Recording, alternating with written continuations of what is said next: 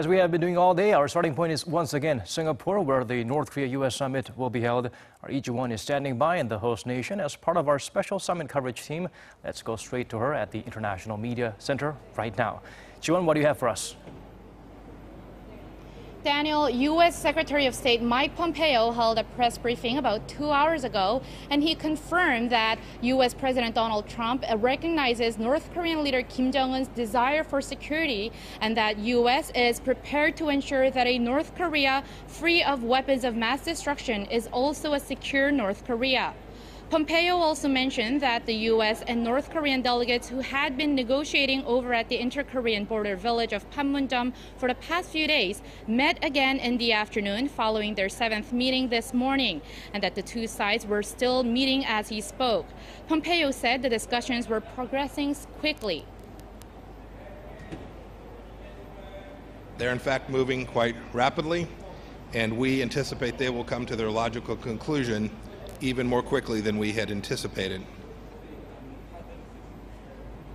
And while correcting a New York Times report, Pompeo emphasized that the U.S. has been working for over 3 months with more than 100 experts in multiple times a week to address technical and logistical issues in dismantling North Korea's nuclear programs.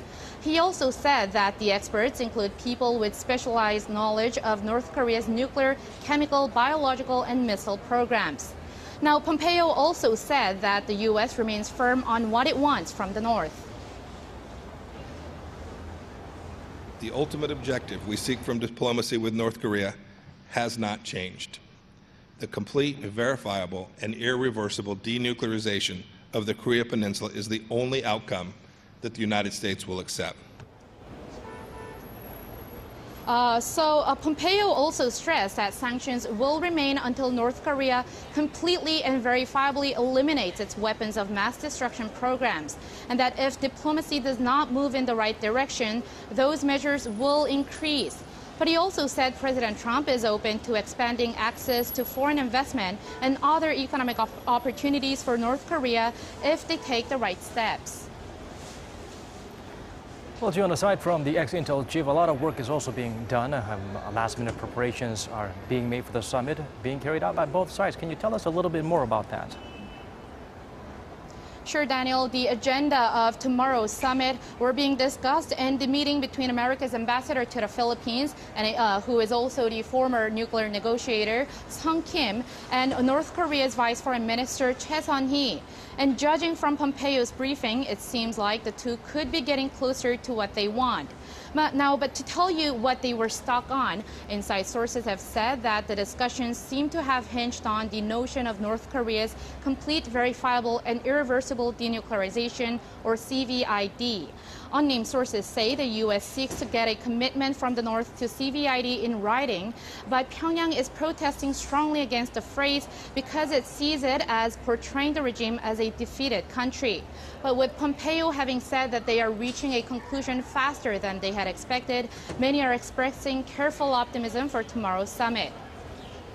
Now, of course, the result of the summit have direct bearing on security on the Korean Peninsula and on future developments in the inter-Korean relations. And so the South Korean government is on the ground and is keeping a close watch. Woo Jung-hee has this.